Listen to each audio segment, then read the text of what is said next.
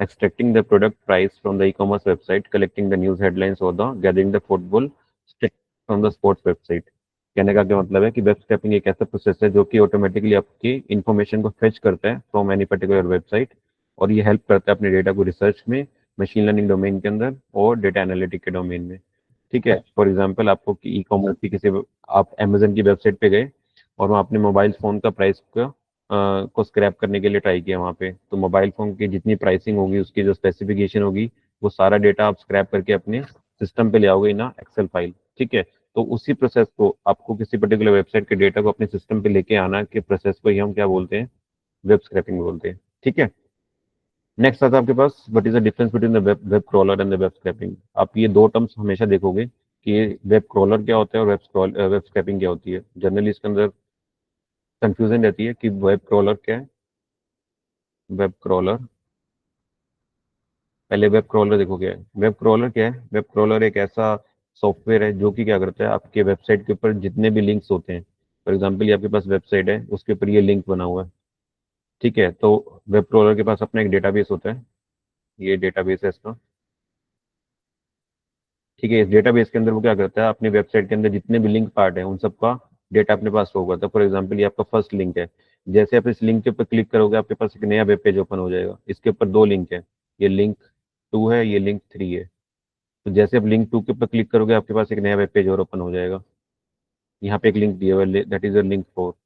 ठीक है, इस लिंक पे आपने क्लिक किया तो आप एक ऐसे पेज पे पहुंच गए जहाँ पे कोई भी लिंक नहीं है। इसका मतलब क्या है, वेब क्रॉलर क्या करेगा, जितने भी वेब पेज, ये सारे आपके पास क्या वेब पेजेस हैं, ये क्या आपके पास ये सारे वेब पेजेस हैं, जितने भी लिंक के थ्रू आप किसी दूसरे वेब पेज पे पहुंचते हो और उसके वेब पेज पे पहुंचने के बाद आपको वहाँ पे कोई लिंक मिलता है, तो उन सब लिंक की जो स्टोरेज होती है वो कहाँ पे होती है, आपके वेब क्रॉलर के पास होती है। तो वेब क्रॉलर अपने पर डेटाबेस के अंदर सारे लिंक की इन्फॉर्मेशन रखेगा, लिंक 1, लिंक 2, लिंक 3, लिंक 4। ठीक है, तो सारे लिंक का जो डेटाबेस होगा वो आपका वेब क्रॉलर के पास होगा। तो क्रॉलर क्या करता है, आपकी वेबसाइट को क्रॉल करता है, और क्रॉल करते करते उसके बाद जितनी वेबसाइट के ऊपर लिंक्स हैं उन सब लिंक का अपने पास स्टोर रखता है, सो दैट कि वो बता सके कि टोटल कितने वेब पेजेस हैं आपकी पूरी पर्टिकुलर वेबसाइट के अंदर। That is a function of a web crawler. अब वेब स्क्रैपर क्या होता है, वेब स्क्रैपिंग क्या होता है, वेब स्क्रैपिंग क्या करती है, आपके पर्टिकुलर पूरी वेबसाइट के ऊपर लिंक को वेरीफाई नहीं करती। ये आपके पास एक वेब पेज है, ठीक है, वेब पेज का अगर आपको इतना सा पोर्शन चाहिए, सिर्फ ये वाली इन्फॉर्मेशन आपको चाहिए, तो आप क्या करते हो, इसी डेटा को क्या करते हो, स्क्रैप करते हो, पूरे वेब पेज को स्क्रैप नहीं करते। ठीक है, तो इसके अंदर बहुत सारे लिंक होंगे, इसके अंदर इमेजेस भी होंगे, इसके अंदर वीडियोस भी होंगी, इसके अंदर टेक्सटुअल डेटा भी होगा। बट अगर आपको इस पर्टिकुलर वेब पेज से ओनली टेक्स्ट डेटा उठाना है, तो आप इसको क्या बोलते हो, वेब स्क्रैपिंग बोलते हो। उसके अंदर सिर्फ उतना ही वेबसाइट का डेटा स्क्रैप होता है जितना आप करना चाहते हो, तो that is not with the web scraping. So यही डिफरेंस है आपका वेब क्रॉलर और वेब स्क्रैपिंग के अंदर, कि क्रॉलर क्या करता है, पूरे वेबसाइट को आपके क्रॉल करता है और जितने भी उसके अंदर लिंक प्रेजेंट होते हैं उन सब लिंक को अपने पास स्टोर करता है। जबकि वेब स्क्रैपिंग क्या करता है, आपकी पूरी वेबसाइट के वेब पेज के एक छोटे से पोर्शन को अगर आपको फेच करना है, उसका डेटा फेच करना है, तो डेटा फेचिंग के लिए आप वेब स्क्रैपिंग का यूज करते हो। ठीक है, so this is about the difference between web crawler and the web scrapping.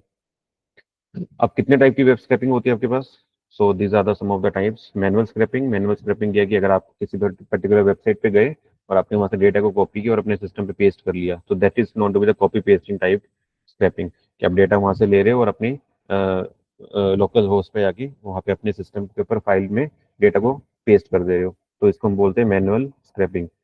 एक होती है ऑटोमेटेड स्क्रैपिंग।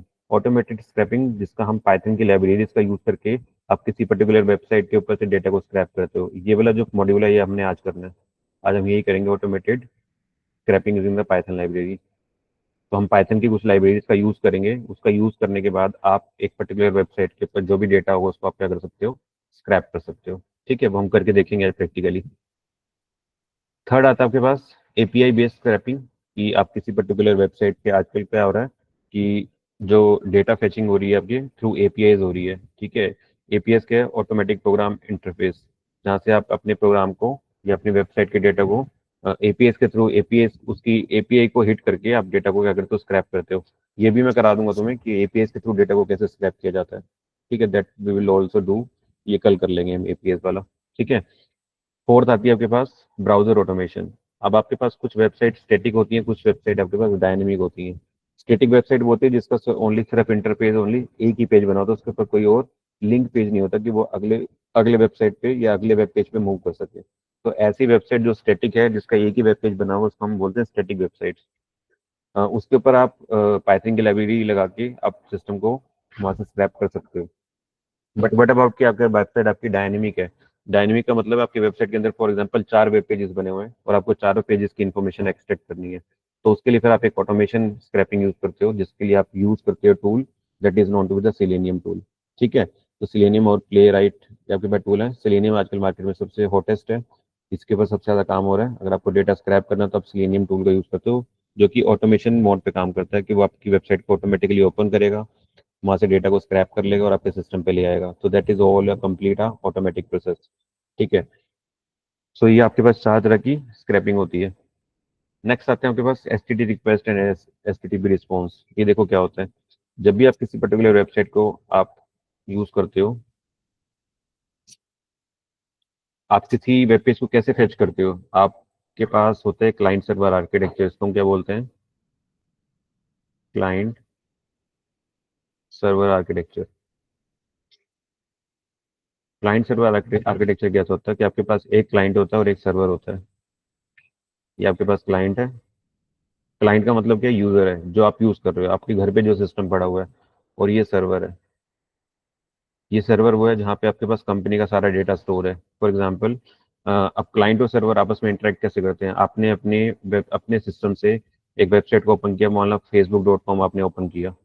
तो आपने यहाँ पे यूआरएल लिखी facebook.com। अभी facebook.com लिखने के बाद जो आप एंटर प्रेस करते हो, आपके वेबसाइट आपके सिस्टम पे तो वो वेब पेज ओपन हो जाता है। लेकिन वो वेब पेज कहाँ से आया, कहाँ से लोड होके आया, उसके लिए क्या करते हैं कि जो आपका क्लाइंट है वो आपको एक रिक्वेस्ट जनरेट करता है। किसके लिए? सर्वर के लिए। इसको हम क्या बोलते हैं? रिक्वेस्ट।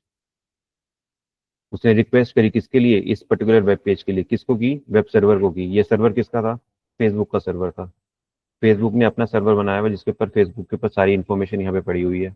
ठीक है, तो उसने इस पर्टिकुलर वेब पेज के लिए रिक्वेस्ट करी सर्वर को। अगर सर्वर के पास वो पेज अवेलेबल है तो उसको वो रिटर्न करता है रिस्पॉन्स।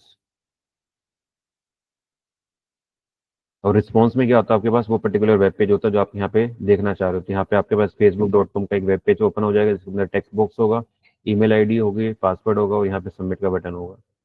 ठीक है, तो इस तरह से आपके पास जो आर्किटेक्चर चल रहा है, क्लाइंट सर्वर आर्किटेक्चर, वो रिक्वेस्ट करता है क्लाइंट किसको? सर्वर को, for this particular web page. और वहां से रिस्पॉन्स जनरेट होता है और रिस्पॉन्स को आप किसको दिखाते हो? क्लाइंट को, यानी कि यूजर को आप रिटर्न कर देते हो।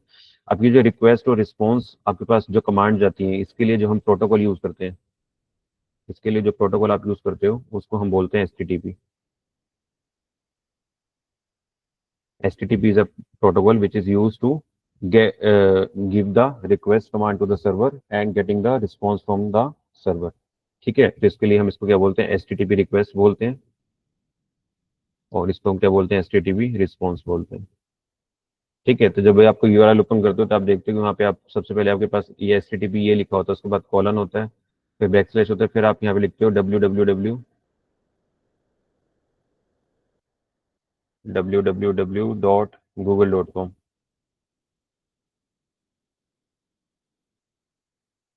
That is your complete URL. तो यहाँ पे जो एचटीटीपी है आपका, वो बेसिकली क्या है? आपके रिक्वेस्ट के लिए एक प्रोटोकॉल है जो कि आपको रिक्वेस्ट कर रहा है सर्वर को, और सर्वर उसी के भी आपके आपको क्या कर रहा है? रिस्पॉन्स कर रहा है। So this is known to be the HTTP request and HTTP response. ठीक है, नेक्स्ट आता है आपके पास एचटीटीपी मेथड्स। कौन कौन से मेथड हैं जो आपके पास इसके अंदर यूज होते हैं? अब आपने जब क्लाइंट ने रिक्वेस्ट भेजी सर्वर को, तो वो रिक्वेस्ट आप सर्वर कैसे ट्रीट करेगा, उसके आपके पास 5 मेथड्स हैं।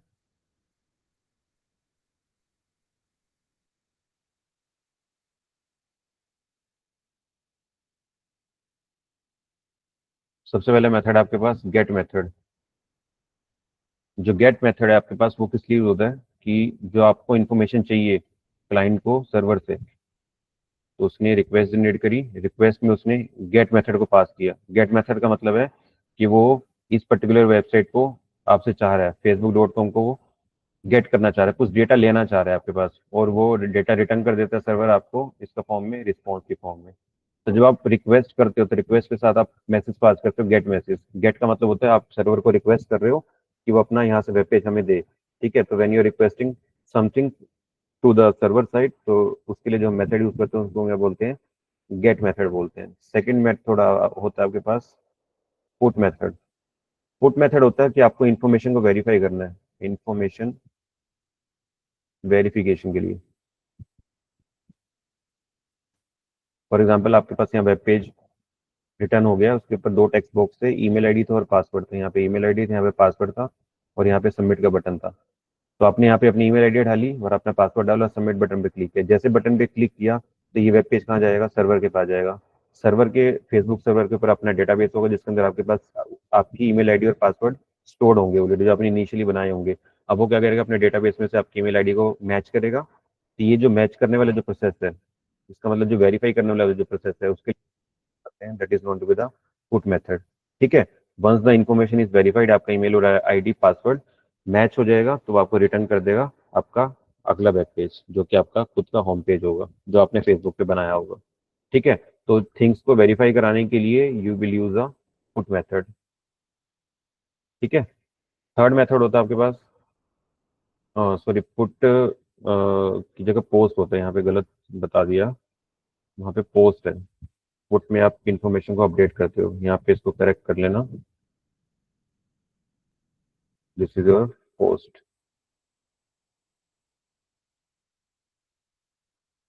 थर्ड आता है आपके पास पुट मेथड। पुट मेथड क्या करता है कि आपकी इंफॉर्मेशन को अपडेट करता है, update existing information. For example आपके पास फेसबुक की आपकी वेबसाइट है, फेसबुक की आपकी वेबसाइट के ऊपर आपके यहाँ पे आपकी प्रोफाइल पिक लगी हुई है, ये आपकी प्रोफाइल प्रोफाइल पिक है। अब इस प्रोफाइल पिक को आप क्या कर सकते हो, यहाँ पे चेंज कर सकते हो। अगर आप अपने प्रोफाइल पिक को जब चेंज करते हो, तो ये जो चेंज करने वाला जो अपडेट करने वाला जो प्रोसेस है, उसके लिए जो आप मेथड यूज करते हो उसको हम बोलते हैं पुट मेथड। पुट मेथड क्या कर रहा है, आपकी एग्जिस्टिंग इन्फॉर्मेशन जो आपकी पिक ऑलरेडी लगी हुई है यहाँ पे, उसको आप चेंज कर रहे हो, उसको अपडेट कर रहे हो। तो जो अपडेशन आप यहाँ पे परफॉर्म करते हो उसके लिए आप मेथड यूज करते हो, that is not with the put method.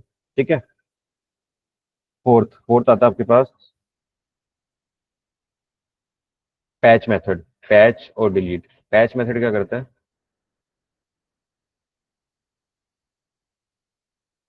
आपकी पार्शियल इन्फॉर्मेशन को अपडेट करता है, पार्शियल इन्फॉर्मेशन को अपडेट करता है। जब आपको अपने पार्शियली इन्फॉर्मेशन को अपडेट करना होता है, फॉर एग्जांपल आपने यहाँ पे फॉर्म फिल किया और फॉर्म के अंदर बहुत सारे ऑप्शन थे, यहाँ पे आपका नाम था, यहाँ पे आपकी एज थी, ईमेल आईडी थी, क्लास थी, या बहुत सारे ऑप्शन थे। अब आपको लगा कि आपकी ईमेल आईडी आपने गलत डाल दी है और आपको सिर्फ ओनली ईमेल आईडी वाले पोर्शन को ही क्या करना है, अपडेट करना है। बाकी rest all the information is same. तो जब आप पूरे डेटा के अंदर से ओनली पार्शियल चीज को चेंज करना चाहते हो, तो उसके लिए जो मेथड यूज होता है that is not with the patch. Patch का मतलब है पूरे डेटा का एक छोटा सा पैच को आप अपडेट करना चाहते हो। ठीक है, तो उसके लिए हम मेथड जो यूज करते हैं that is not with the patch method. Fifth आता है आपके पास डिलीट। ये तो सिंपल है। डिलीट क्या करता है कि आपकी एग्जिस्टिंग इन्फॉर्मेशन को जब आप डिलीट करते हो, फॉर एग्जांपल आपने अपना फेसबुक अकाउंट क्लोज करना है, तो आप उसको क्या कर रहे हो, डिलीट कर रहे हो। तो जब भी आप अपना अकाउंट क्लोज करोगे, तो क्लोजिंग के लिए सर्वर के पास जो रिक्वेस्ट जाएगी वो that is not with the delete method के थ्रू कॉल जाएगी आपके पास। तो इसके ऊपर क्या लिखते हो, रिस्पॉन्स डिलीट डॉट डिलीट। यहाँ पे क्या लिखते हो, रिस्पॉन्स डॉट पैच। ठीक है, तो जो भी आप रिस्पॉन्स नहीं, request, request dot delete, request dot patch. ठीक है, तब रिक्वेस्ट मेथड के साथ इन सारे रिक्वेस्ट कमांड के इन सारे मेथड को आप अटैच करके भेजते हो। उसके ही इसी कमांड के बेस पे आपका जो सर्वर है वो रिस्पॉन्ड करता है आपको। ठीक है, so these all are your HTTP methods. Clear. अगला आता है आपके पास HTTP स्टेटस कोड। ये इंपॉर्टेंट है आपके पास। जब भी आपके पास आपने सर्वर को रिक्वेस्ट भेजी और रिक्वेस्ट भेजने के बाद सर्वर आपको पेज रिटर्न कर रहा है, ये आपके पास आप क्लाइंट हो और ये आपका सर्वर है। तो क्लाइंट ने जब रिक्वेस्ट भेजी सर्वर को, अगर आपके पास ये रिक्वेस्ट एक्सेप्ट कर लेता है और आपके जो जिस पेज की आपने डिमांड की थी, फॉर एग्जांपल आपने यहाँ से बोला था कि facebook.com ओपन कर दो, तो अगर उसके सर्वर के ऊपर ये इन्फॉर्मेशन होगी, तो वो आपको जब रिस्पॉन्स करेगा तो रिस्पॉन्स मैसेज के अंदर आपको वो एक कोड सेंड करता है, वो होता है स्टेटस कोड। आप ये देखोगे कई बार जब आप किसी पर्टिकुलर वेब पेज के लिए रिक्वेस्ट भेजते हो तो आपको कई बार उसमें एरर मैसेज दिखाता है, वो वेबसाइट या वो वेब पेज ओपन नहीं होता, वहाँ पे 402 फॉरबिडन एरर करके ऐसा कोई मैसेज आता है। सबके साथ हुआ होगा कभी ना कभी लाइफ के अंदर। इसका मतलब ये है कि जब आपने रिक्वेस्ट भेजी सर्वर को इस पर्टिकुलर वेब पेज के लिए, लेकिन वो वेब पेज आपके सर्वर के ऊपर था ही नहीं, या किसी वजह से वो सर्वर आप वो आप वेब पेज आपको रिटर्न नहीं कर पा रहा, तो वो क्या करते हैं कि एरर मैसेज शो कर देता है। तो वो एरर मैसेज अगर आपके पास आएगा तो वहाँ पे उसका जो स्टेटस कोड है वो अलग होगा। जिस पेज के लिए आपने रिक्वेस्ट करी है वो वेब पेज अगर ओपन हो गया तो इसका मतलब है कि आपका स्टेटस कोड यहाँ पे 200 होगा। 200 का मतलब होता है सक्सेसफुल अपलोडेड। सक्सेसफुल अपलोडेड, जो पेज आपने मांगा था वो उसने आपको रिटर्न कर दिया। तो ये जो कोडिंग होती है इसको हम क्या बोलते हैं, कोड बोलते हैं। तो यहाँ पे देखो बहुत सारे कोड लिखे होंगे, 200 कोड है, इसका मतलब है कि आपके पास जो रिक्वेस्ट आपने भेजी थी वो सक्सेसफुली अटेंड हो गई है और आपका वेब पेज ओपन हो गया। अगर आपके पास 301 एरर आ रहा है तो आप वहाँ पे मूव परमानेंटली, किसी कंटेंट को अगर आप मूव कर रहे हो तो उसने परमानेंटली वहाँ पे उसको मूव कर दिया है। 403, ये आपके पास एरर मैसेज होता है कि फॉरबिडन एरर, कि आप जो आप जिस वेबसाइट के लिए आप रिक्वेस्ट कर रहे हो वहाँ पे परमिशन नहीं है उसको एक्सेस करने की। बहुत सारी वेबसाइट ऐसी होंगी, ऐसे नहीं कि आपके पास सारी वेबसाइट ऐसी होती है जिसके आप डेटा स्क्रैप कर लेते हो। ये डिपेंड करता है कि वेबसाइट ने अपनी अपनी वेबसाइट को, उस पर्टिकुलर वेबसाइट के ओनर ने उसको परमिशन दे रखी है कि डेटा स्क्रैप कर सकता है या नहीं कर सकता। तो जिन वेबसाइट के ऊपर वहाँ पे चेक लगे होंगे कि वहाँ से कोई डेटा स्क्रैप नहीं कर सकता, तो अगर आप उस पर्टिकुलर वेबसाइट के लिए रिक्वेस्ट भेजते हो तो वो आपको रिटर्न में एक एरर देता है, that is known to be the 403 error. तो अगर आपके पास कभी भी इस तरह का एरर कोड दिखेगा आपको तो आप समझ लेना कि वहाँ पे उसकी परमिशन नहीं है उस फाइल को एक्सेस करने के लिए। ठीक है, अगर आपके पास रिटर्न में 200 आता है उसका मतलब आपके पास रिक्वेस्ट आपकी सक्सेसफुल होगी है। तो जिस पर्टिकुलर वेबसाइट के लिए आपने रिक्वेस्ट की डेटा स्क्रैप करने के लिए, उसको आप इजीली वहाँ से डेटा को स्क्रैप कर सकते हो। ठीक है, नेक्स्ट आता है आपके पास वेब पेजेस। वेब पेजेस क्या होते हैं? ये सब आई थिंक सबको पता होंगी, सबने अपने टाइम में, स्कूल टाइम में या कभी ना कभी एक छोटी सी वेबसाइट बनाई होगी। ठीक है, तो वेबसाइट बेसिकली आपके पास जो वेब पेजेस होते हैं, that is a part of your website. जो भी आप होम पेज देखते हो, आपने फेसबुक ओपन किया तो यहाँ पे आपके ऊपर टेक्स्ट बॉक्स मिला, यहाँ पे ईमेल आईडी है आपके पास, यहाँ पे आईडी है, यहाँ पे सबमिट का बटन है। ठीक है, तो ये जो पूरा का पूरा है ये आपके पास एक क्या वेब पेज है, इसको हम क्या बोलते हैं, वेब पेजेस। तो वेब पेज जो डिज़ाइन होते हैं उसके लिए जो हम लैंग्वेज यूज़ करते हैं उसको हम बोलते हैं HTML plus CSS plus JavaScript. और भी बहुत सारी लैंग्वेज होती हैं जो आपको वेबसाइट डिजाइनिंग के लिए होती हैं या वेब पेज बनाने के लिए होती हैं, जिसके अंदर सबसे जो common language that is HTML। ये सब ने अपने टाइम पे पढ़ी होगी स्कूल लेवल्स पे। ठीक है, HTML क्या है, आपके पास मार्कअप लैंग्वेज है,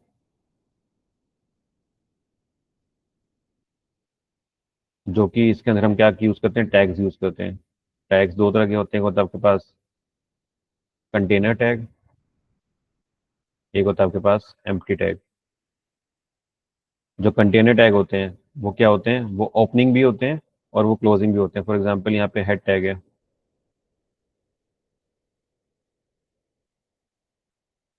ठीक है, और ये हेड टैग आपका क्लोज भी होगा। तो जो टैग आपके पास ओपन हो रहे हैं और वो क्लोज भी हो रहे हैं, this is a close symbol, तो उन टैग को हम बोलते हैं कंटेनर टैग। एम्प्टी टैग वो होते हैं कि कुछ टैग ऐसे होते हैं जो आप सिर्फ ओपन करते हैं उनको क्लोज नहीं करते। जैसे कि आपके पास BR टैग है या P टैग है। ठीक है, ये कुछ टैग ऐसे हैं जहाँ आपके पास क्लोजिंग टैग्स नहीं होते हैं, ओनली ओपनिंग टैग्स होते हैं, तो बोलते हैं एम्प्टी टैग बोलते हैं। एम्प्टी का मतलब इसका क्लोजिंग टैग नहीं है यहाँ पे। तो जबकि कोई भी वेब पेज जब आप ओपन करते हो तो वो HTML लैंग्वेज से बना होता है। इसके अंदर हम CSS का फ्लेवर ऐड कर देते हैं। तो CSS बेसिकली आपके पास cascading style sheet, cascading style sheet. ठीक है, कैस्केडिंग स्टाइल शीट इसका मतलब अगर आपको अपनी वेबसाइट को थोड़ा कलरफुल बनाना है, यूजर फ्रेंडली बनाना है, इसका GUI को आपको इंटरेक्टिव बनाना है, तो उसके लिए आप क्या करते हो, CSS फाइल को ऐड कर देते हो। उससे फाइल आपकी जो वेबसाइट है थोड़ी सी अट्रैक्टिव लगने लगती है। थर्ड आता है आपके पास जावास्क्रिप्ट। अगर आपको अपनी वेबसाइट को डायनेमिक बनाना है, अगर आप चाहते हो कि आपकी वेबसाइट डायनेमिक दिखे, डायनेमिक का मतलब कि वो उस पर मल्टीपल पेजेस आ जाएं, ठीक है, तो उसको आप क्या बनाते हो, उसको आप उसके लिए आप जावास्क्रिप्ट लैंग्वेज का यूज करते हो। तो जावास्क्रिप्ट बेसिकली क्या करती है, आपकी वेबसाइट को क्या बना देती है, डायनेमिक बना देती है। ठीक है, तो इस तरह के इस चीज़ को हम क्या बोलते हैं, वेब पेजेस बोलते हैं, और इसके लिए आप बहुत सारे टैग्स यूज़ करते हो। एचटीएमएल के अंदर बहुत सारे टैग्स हैं, ठीक है, ये तो मैंने कुछ एग्जांपल बताए हैं। आपके पास एचटीएमएल खुद में एक टैग है, ठीक है, आपके पास हेडिंग टैग है, आपके पास टाइटल टैग है, आपके पास टेबल टैग है, आपके पास इमेज टैग है, आपके पास एंकर टैग है। तो बहुत सारे जो टैग्स हैं उनसे मिलकर आपकी एक वेबसाइट बनती है, जिसको हम क्या बोलते हैं, and website is a collection of a web pages, ठीक है। तो A web page is an HTML document displayed in the browser, ठीक है, जब भी आप उसको ओपन करते हो तो आप उसको ब्राउजर में ओपन करते हो, ठीक है। It contain the structured information with the tags like heading, paragraphs, links, images and tables. तो वो आपके क्या होते हैं, स्ट्रक्चर्ड टैग होते हैं, स्ट्रक्चर्ड इन्फॉर्मेशन होती है जो कि टैग्स की फॉर्म में होती है, ठीक है। कौन कौन से टैग्स आप यूज करते हैं एचटीएमएल के अंदर, these are the some of the example of the tags.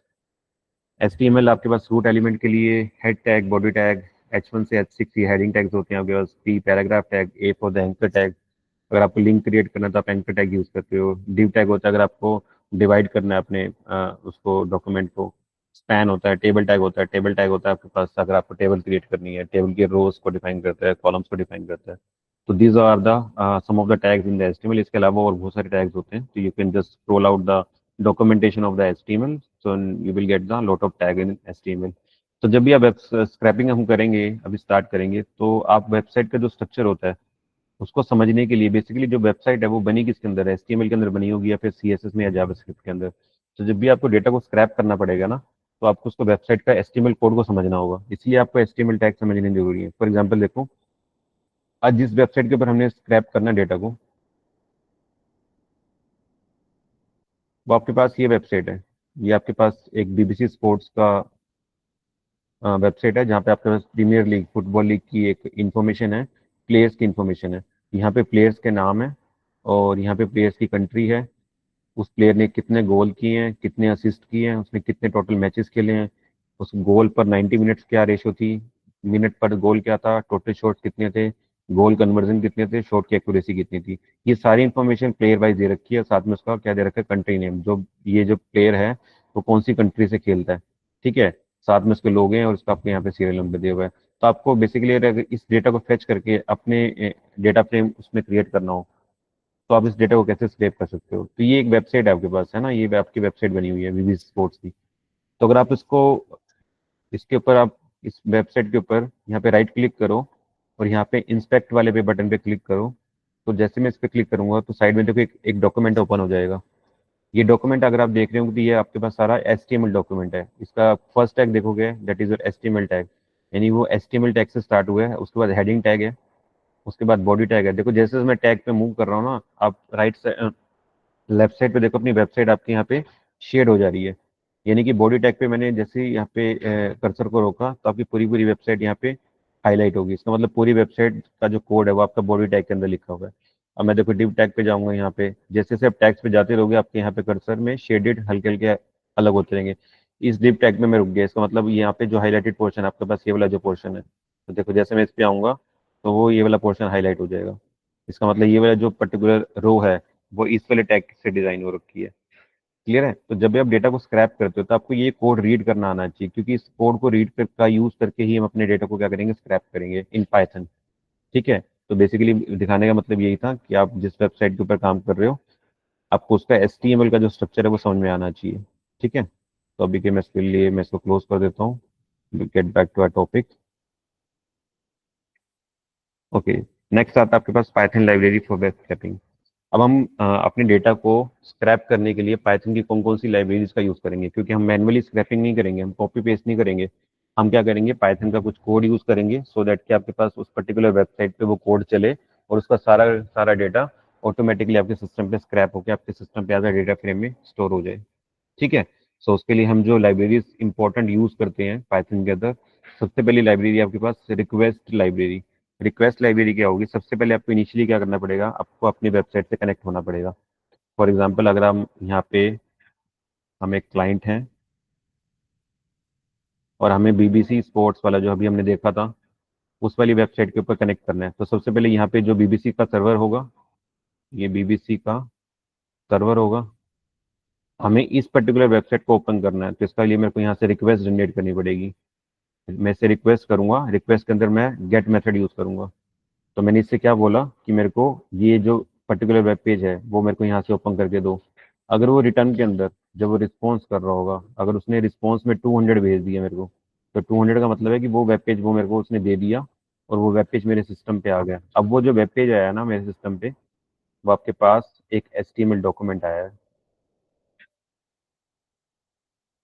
ठीक है, जिसके अंदर वो पूरी वेबसाइट का एक HTML कोड लिखा होगा। क्लियर? तो जब आप पर्टिकुलर रिक्वेस्ट करते हो किसी पर्टिकुलर वेब पेज के लिए जिसको आपको हिट करना है, जिसका डेटा को स्क्रैप करना है, तो उसके लिए आप पाइथन की रिक्वेस्ट लाइब्रेरी का यूज करते हो। तो that is the purpose of a request. Next library है that is a more important, beautiful soup. Beautiful soup is a library which is use to parse your information. अब आपके पास HTML का code तो आ गया, आपने इससे क्या किया, आपने रिक्वेस्ट करके उससे डॉक्यूमेंट तो मंगवा लिया। अब आपके पास वो डॉक्यूमेंट इस तरह से दिख रहा है, ये पूरा डॉक्यूमेंट है जिसके अंदर HTML के सारे टैग्स लिखे हुए हैं। यहाँ पे HTML लिखा हुआ है, इसके अंदर फिर एक हेडिंग टैग होगा, फिर हेडिंग के अंदर आपके पास यहाँ पे हेडिंग होगी, फिर हेडिंग टैग क्लोज होगा आपका, फिर यहाँ पे टाइटल होगा, फिर आपके यहाँ पे टाइटल होगा, फिर यहाँ पे एक टेबल टैग होगा जिसके अंदर सारी इन्फॉर्मेशन है। टेबल टैग के अंदर आपके पास TR टैग होगा जिसके अंदर आपके पास रो के अंदर डेटा होगा, पूरे पूरे रो के अंदर। उस रो के अंदर फिर एक डिवीजन टैग होगा, ठीक है, तो उस डिवीजन टैग के अंदर यहाँ पे नाम लिखा होगा बंदे का, क्या नाम था उसका, रिचर्ड शेली क्या था, देख लेना। ठीक है, तो अगर आपको इस पूरे डॉक्यूमेंट को पार्स करना है और आपको इन्फॉर्मेशन कौन सी चाहिए, इस प्लेयर का नाम चाहिए, है ना, यही कर रहे थे ना हम। आपके पास वेबसाइट क्या थी, दिस इज योर वेबसाइट, ये वेबसाइट थी, इसके अंदर आपको इस पर्टिकुलर बंदे का नाम चाहिए। तो इसका मतलब है कि आप उस डॉक्यूमेंट को कितना पार्स करके इस नाम तक पहुंचोगे। आप HTML से हेड पे आओगे, हेड से टाइटल पे आओगे, टाइटल से टेबल पे, टेबल से TR में, और TR के अंदर डिव टैग के अंदर आपको ये वाला नाम मिलेगा। ठीक है, तो इस तरह से आप अपने डॉक्यूमेंट को क्या करते हो, पार्स करते हो। इसको क्या बोलते हैं, पार्सिंग करना। पार्सिंग करना मतलब कि अपने डॉक्यूमेंट को स्क्रॉल करना। तो ये जो पार्सिंग करके इन्फॉर्मेशन एक्सट्रैक्ट करने वाला जो काम है, उसके लिए जो लाइब्रेरी रिस्पॉन्सिबल है पाइथन की, उसको हम लाइब्रेरी को बोलते हैं ब्यूटीफुल सूप। Beautiful soup. तो ये हम लाइब्रेरी यूज करेंगे, जैसे हम sklearn से लाइब्रेरी यूज करते आए थे, फ्रॉम sklearn डॉट, ठीक है, यहाँ पे हमने मॉडल, लीनियर मॉडल से हमने इंपोर्ट किया था लीनियर रिग्रेशन को। ठीक है, तो लीनियर रिग्रेशन वाले जो आपके पास लाइब्रेरी थी उसको आपने डायरेक्टली कॉल किया था sklearn लाइब्रेरी से। तो इसी तरह से हम क्या करेंगे, ब्यूटीफुल सूप को भी एक्सट्रैक्ट करेंगे using the library BS4।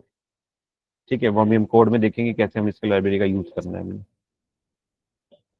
That is a library use for parsing your document, extract the data from the HTML document. आप डेटा को पार्स करोगे, उसमें से जो इन्फॉर्मेशन चाहिए आप उसको निकाल लोगे यहाँ से, तो उसके लिए आप लाइब्रेरी यूज करोगे, that is not to the Beautiful Soup. Next आता है आपके पास सिलेनियम। सिलेनियम अभी हमने जैसे ऊपर देखा कि अगर आपको कोई ऑटोमेशन प्रोसेस करना है तो उसके पहले आप सिलेनियम लाइब्रेरी है पाइथन की, उसको आप यूज करते हो। एक लाइब्रेरी और है स्क्रैपी करके, अगर आपके पास वेबसाइट बहुत लार्ज स्केल पे है, फॉर एग्जांपल आपके पास वेबसाइट है जिसके अंदर कम से कम 20-30 वेब पेजेस हैं, तो इस तरह की लार्ज वेबसाइट को अगर आपको उसका डेटा को स्क्रैप करना है तो उसके लिए एक हैवी लाइब्रेरी पाइथन की होती है, that is not to be the Scrapy library. ठीक है, तो ये 3-4 लाइब्रेरीज हैं जिसका यूज करके आप अपने डेटा को क्या कर सकते हो, स्क्रैप कर सकते हो। ठीक है, तो ब्यूटीफुल सूप के ऑब्जेक्ट्स हैं आपके पास। जो ब्यूटीफुल सूप आप लाइब्रेरी यूज करोगे उसका आप एक ऑब्जेक्ट क्रिएट करोगे, और उस ऑब्जेक्ट के एट्रीब्यूट्स क्या क्या होंगे, this all are the attributes of your beautiful soup library objects. ठीक है, तो आप सूप नाम का एक ऑब्जेक्ट बनाते हो, ब्यूटीफुल सूप का एक आपने ऑब्जेक्ट बनाया सूप नाम से, उसके साथ आपने एट्रीब्यूट अटैच कर दी। सबसे पहले आपके पास टाइटल है, टेक्स्ट है, नेम है, पेरेंट है, फाइंड मेथड है, फाइंड ऑल मेथड है, गेट टेक्स्ट है। जिसके आगे ब्रैकेट्स लगी हुई हैं वो सारे मेथड्स हैं, जिसके आगे ब्रैकेट्स नहीं वो सारे क्या एट्रीब्यूट्स हैं। तो ये सारे एट्रीब्यूट्स और हम सारे मेथड हम देखेंगे अपनी आज वाली उसमें क्लास के अंदर। ठीक है, तो this is all about the introduction. आपका यहाँ पे थ्योरी सेक्शन था। हमसे आपके पास एक HTML डॉक्यूमेंट है, जब मैं इसको ओपन करूंगा तो वो इस तरह से नजर आता है। ये एक डमी डॉक्यूमेंट बनाया मैंने, ठीक है, HTML के अंदर बेसिक्स का कोड लिख के।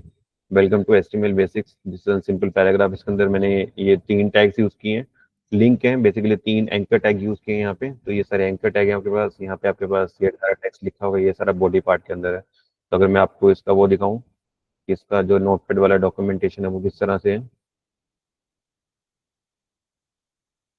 So I'll just open with this notepad.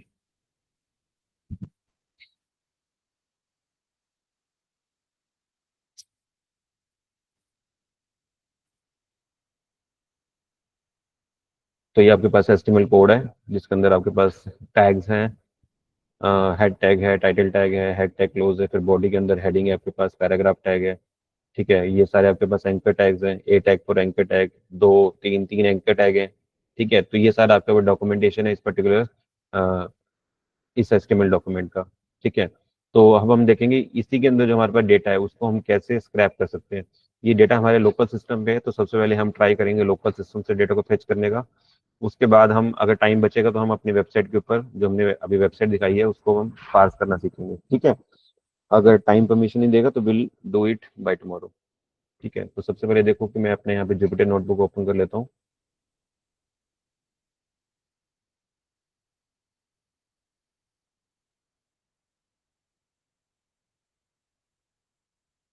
तो जुपिटर नोटबुक में जाने के बाद सबसे पहले आप क्या करोगे, यहाँ पे अपनी लाइब्रेरीज को इंस्टॉल करोगे। कौन कौन सी लाइब्रेरीज आपको चाहिए, so you have to be download that particular libraries.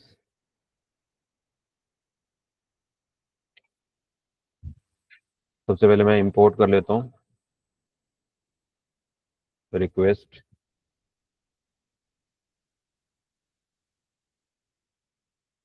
Import होगी आपके पास, ऑल्दो ये जो हमारे रिक्वेस्ट वाली जो लाइब्रेरी है इसको हम यूज़ करेंगे जब किसी पर्टिकुलर वेबसाइट को हम रिक्वेस्ट करेंगे। उससे पहले मैं एक ब्यूटीफुल सूप लाइब्रेरी को इंपोर्ट कर लेता हूँ। इंपोर्ट सॉरी फ्रॉम BS4 से आपको इंपोर्ट करना है ब्यूटीफुल सूप को। ठीक है, ये इंपोर्ट हो गया आपकी लाइब्रेरी। मेक श्योर कि ब्यूटीफुल सूप का B कैपिटल आएगा और S कैपिटल आएगा, इसका ध्यान रखना सिंटेक्स का, नहीं तो एरर आएगा। अगर मैं यहाँ पे S कैपिटल स्मॉल डाल देता हूँ and will run this code तो यहाँ एरर दिखाएगा। ठीक है, तो इसका ध्यान रखना थोड़ा सा, जब लाइब्रेरीज का आप यूज़ करोगे तो आप यहाँ पे डायरेक्टली इसका डॉक्यूमेंटेशन ठीक रखोगे। ठीक है, तो हमने क्या कर लिया, अपनी लाइब्रेरी को इंपोर्ट कर लिया। अब सबसे पहले मेरे को क्या करना पड़ेगा, जो मेरा डॉक्यूमेंट है उसको मेरे को ओपन करना पड़ेगा। तो उसके लिए हम कमांड लिखते हैं विद ओपन। ओपन के अंदर मुझे फाइल का नाम देना है यहाँ पे एज फाइल। ठीक है, इसके अंदर मैं अपना पाथ दूंगा जहाँ पे मेरी फाइल स्टोर है। तो I just copy the path, ये मेरे पास I just copy and control V। ठीक है, इसके अंदर मेरे पास जो फाइल है दैट इज योर fight.html। जब भी आप कोई HTML डॉक्यूमेंट बनाते हैं तो उसका एक्सटेंशन होता है .html। ठीक है, तो ये हमने फाइल को ओपन करा। इसको अब हम क्या करेंगे, ब्यूटीफुल सूप का एक हम ऑब्जेक्ट क्रिएट करेंगे यहाँ पे BEAUTI Beautiful Soup. This is our Beautiful soup library. इसका मैं ऑब्जेक्ट बना लेता हूँ and the object name is soup. ठीक है, अब ब्यूटीफुल सूप लाइब्रेरी के अंदर आपको क्या करना है, इस पर्टिकुलर फाइल को क्या करना है, ओपन करना है, और इस डॉक्यूमेंट को क्या करना है, पार्ट्स करना है। तो हम ओपन करने के लिए फाइल का जो हमारा जिस फाइल को हमने एज फाइल स्टोर किया, तो मैं यहाँ पे एज अ पॉइंटर इसको यहाँ पे पास कर देता हूँ, और साथ में हम पार्सर यूज करते हैं जो हमारे HTML डॉक्यूमेंट को पार्स करेगा। तो उसके लिए हम पार्सर यूज करते हैं HTML.parser। ठीक है, when I run this code okay you will get an error, Unicode error, Unicode. अच्छा, हमने याद स्टार्टिंग में किया था जब हमने बिल्कुल फर्स्ट क्लास की थी कि अगर आपको किसी भी फाइल को रीड करना है सिस्टम से तो आप यहाँ पे पाइथन के अंदर यहाँ पे डबल बैक स्लैश डालते हो, क्योंकि single back slash Python accept नहीं करता। तो मैं यहाँ पे इसको क्या कर देता हूँ, डबल सबको डबल बैक स्लैश कर देता हूँ।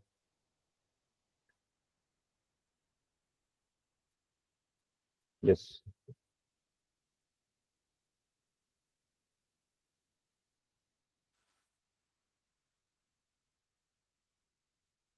यहाँ पे रहेगा। Yes, this is open. So now अगर मैं यहाँ पे सूप ऑब्जेक्ट को जब मैं प्रिंट कराऊंगा so I will get this particular document. तो आपका जो कोड था आपके फाइल का, वो सारा कोड आपका यहाँ पे आ गया, वो सूप ऑब्जेक्ट के अंदर आ गया। ठीक है। तो अगर आप यहाँ पे फाइल को देखो, तो मैं अगर इस पे फाइल की आपको डॉक्यूमेंटेशन दिखाऊं,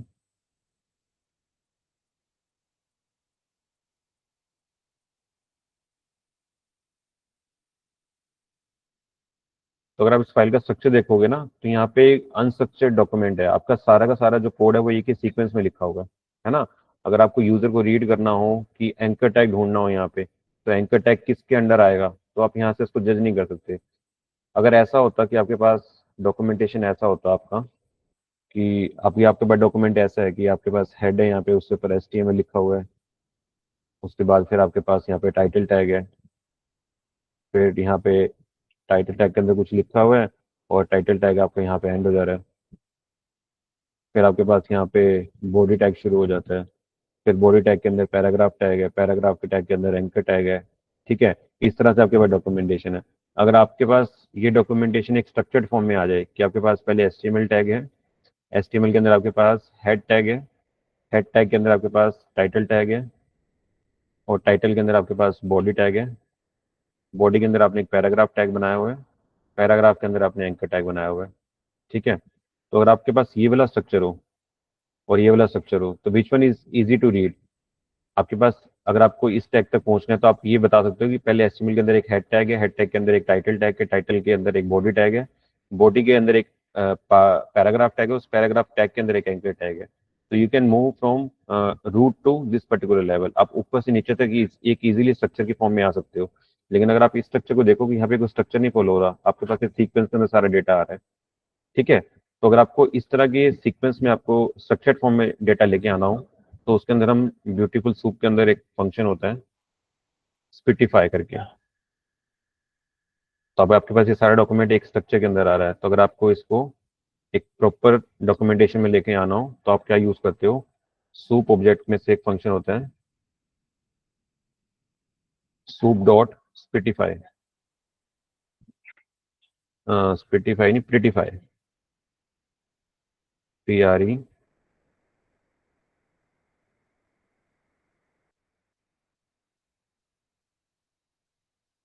तो जैसे मैं इस फंक्शन को कॉल करूंगा, यू विल सी कि ये एक स्ट्रिंग में कन्वर्ट हो गया।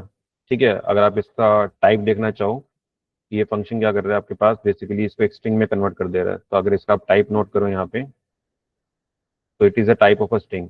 ये सारा का सारा क्या बन गया, एक स्ट्रिंग के फॉर्म में बन गया। तो अगर मैं इसको प्रिंट कराऊंगा, तो when I print this document, तो यू विल सी कि अब आपके पास सारे टैग एक स्ट्रक्चर के, देखो HTML के अंदर हेड टैग है, हेड टैग के अंदर टाइटल टैग है, टाइटल ये आपके पास, उसके बाद यहाँ पे हेड टैग क्लोज हो रहा है, फिर यहाँ से बॉडी टैग स्टार्ट हो रहा है, उसके अंदर आपके पास हेड टैग है। इसका मतलब ये आपके पास एक स्ट्रक्चर्ड फॉर्म के अंदर डेटा आ गया। अगर आप इसको कंपेयर करो ऊपर वाले डेटा से, ये यहाँ पे एक सीक्वेंस के अंदर डेटा चल रहा था। तो अगर आपको अपने डॉक्यूमेंट को पार्स करना हो और सही टैग पे पहुंचना हो, तो आपके पास एक स्ट्रक्चर्ड है। तो इस डॉक्यूमेंट को पार्स करने के लिए we use a prettify function, that is a inbuilt function of your beautiful soup library, जो हमने इसके ऑब्जेक्ट से कॉल किया, सूप ऑब्जेक्ट से। ठीक है, क्लियर है। अगला फंक्शन आता है आपके पास, हमने यहाँ पे अभी फंक्शंस पढ़े थे, ये सारे फंक्शंस हैं, एट्रीब्यूट्स हैं, जो आप ब्यूटीफुल सूप के साथ यूज करते हो। तो इन्हीं को हम एक्सप्लोर कर रहे हैं।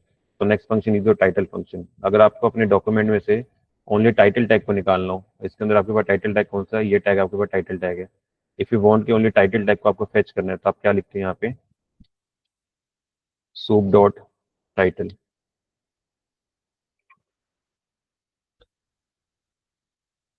तो अब जैसे यहाँ पे सूप डॉट टाइटल लिखोगे, तो आपके पास टाइटल टैग निकल के आ जाएगा आपके पूरे डॉक्यूमेंट में से।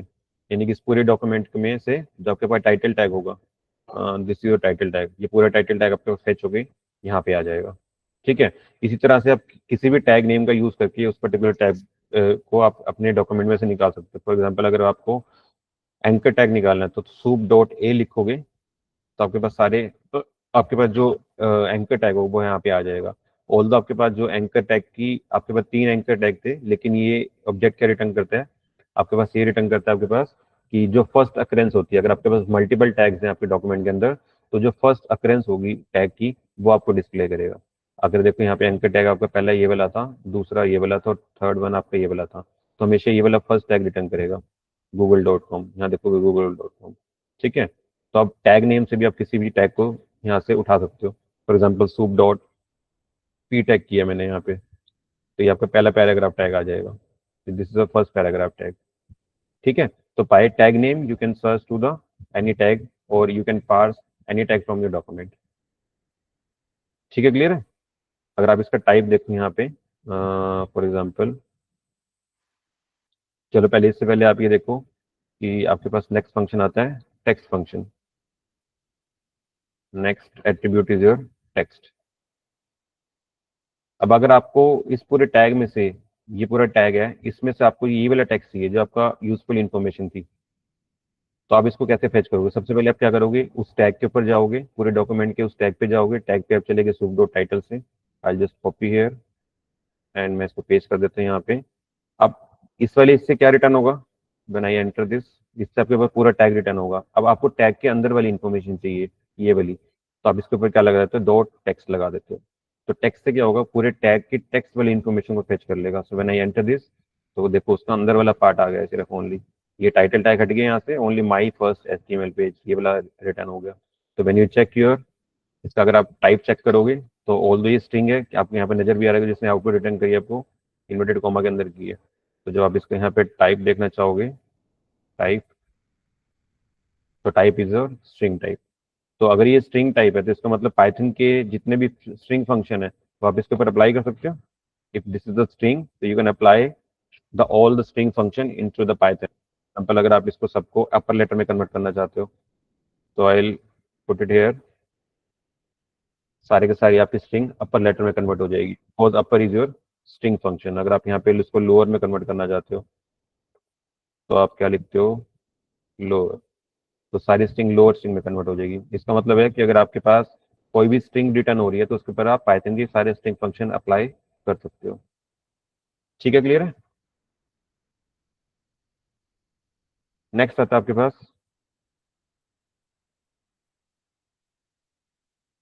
Find and find all. अच्छा, इससे पहले आप देखो पेरेंट फंक्शन। पेरेंट फंक्शन ये रिटर्न करता है जो टाइटल जिसके ऊपर आप पेरेंट लगाओगे, उसके ऊपर वाला जो होगा उसका जो पेरेंट होगा। फॉर एग्जांपल, आपने टाइटल टैग के ऊपर पेरेंट लगाया। अभी इस टाइटल टैग का पेरेंट कौन है? पेरेंट मतलब इसके जस्ट ऊपर वाला टैग, यानी कि हेड टैग। इसका मतलब अगर आप पेरेंट फंक्शन लगाओगे, तो उसका ऊपर वाला टैग से आपके यहाँ पे पूरा टैग रिटर्न होगा। तो व्हेन यू अप्लाई, मैं यहाँ पे अगर लिखता हूँ,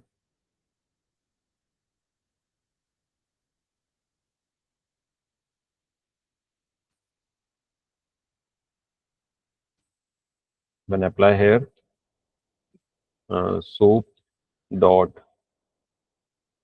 टाइटल, से मुझे रिटर्न होगा टाइटल टैग, और इसके आगे अगर मैं पेरेंट लगा देता हूँ, डॉट पेरेंट, तो it will return a head tag से आपको पूरा का पूरी इन्फॉर्मेशन रिटर्न करेगा, क्योंकि जो टाइटल है उसका हेड, उसका पेरेंट कौन है? उसका पेरेंट है आपके पास हेड टैग। तो ये आपकी जो इन्फॉर्मेशन रिटर्न होगी वो हेड टैग से रिटर्न होगी। सिमिलरली अगर आप इसके यहाँ पे चाइल्ड, चिल्ड्रन लगाना चाहो,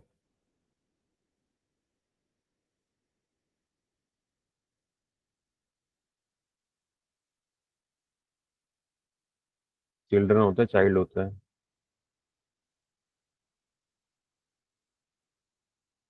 टाइटल टैग का, ओके, टाइटल टैग यहाँ पे क्लोज हो रहा है, इसका कोई चिल्ड्रन नहीं है, तो इसने यहाँ पे कुछ भी रिटर्न नहीं किया। फॉर एग्जाम्पल, मैं यहाँ पे लगाता हूँ इसका पी के ऊपर लगा के देखते हैं।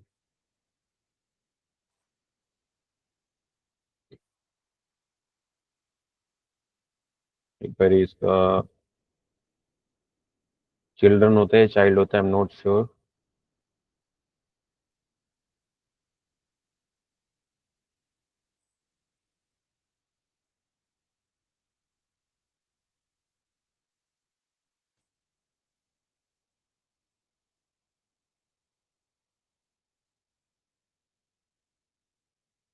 चाइल्ड होता है, ये चिल्ड्रन ही होता है।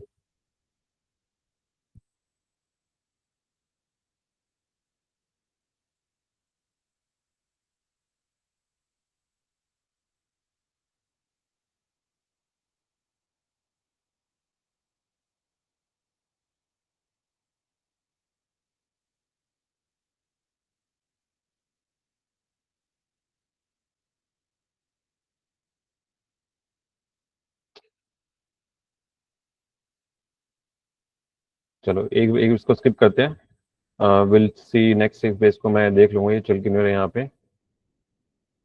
ओके, तो आपका नेक्स्ट आता है आपके पास find function and find all. बोल दो अभी 5 मिनट में आ रहे हैं ट्रेनिंग क्लास में, बस 5 मिनट में क्या दो आ रहे हैं। नेक्स्ट आता है आपके फाइंड एंड फाइंड ऑल। देखो फाइंड फंक्शन क्या करते हैं आपके पास, find function is same like कि अगर आप किसी टैग को सर्च कर रहे हो अपने डॉक्यूमेंट में, तो आप फाइंड फंक्शन यूज करके उसको सर्च कर सकते हो। Like I write here soup dot find के अंदर मैं टाइटल टैग को सर्च कर रहा हूँ।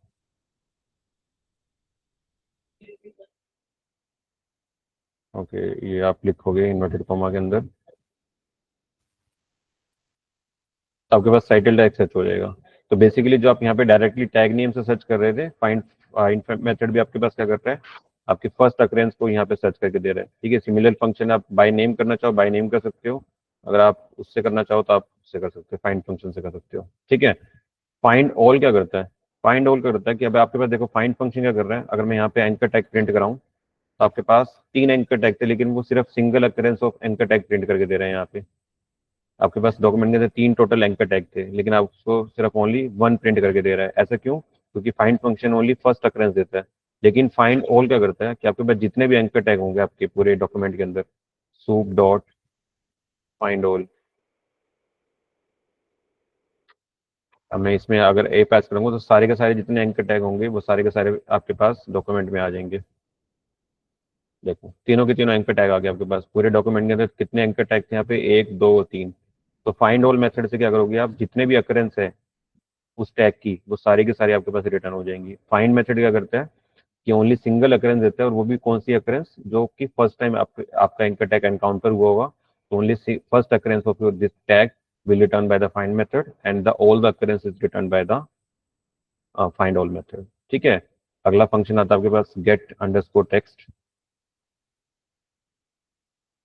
ये भी बेसिकली टेक्स्ट फंक्शन की तरह चलता है। हमने ऊपर टेक्स्ट फंक्शन में क्या किया था कि आपको अगर किसी टैग के अंदर का टेक्स्ट चाहिए तो आप उसको क्या करते हो, टेक्स्ट फंक्शन को कॉल करते हो। फॉर एग्जाम्पल आपको सूप डॉट टाइटल आपने चलाया, आपको टाइटल के अंदर का टेक्स्ट चाहिए, तो आप क्या लिखते थे यहाँ पे डॉट टेक्स्ट, आपको टेक्स्ट रिटर्न हो जाता था। तो इसकी टेक्स्ट की जगह आप क्या लिख सकते हो, गेट टेक्स्ट मेथड यूज कर सकते हैं यहाँ पे, गेट अंडरस्कोर टेक्स्ट।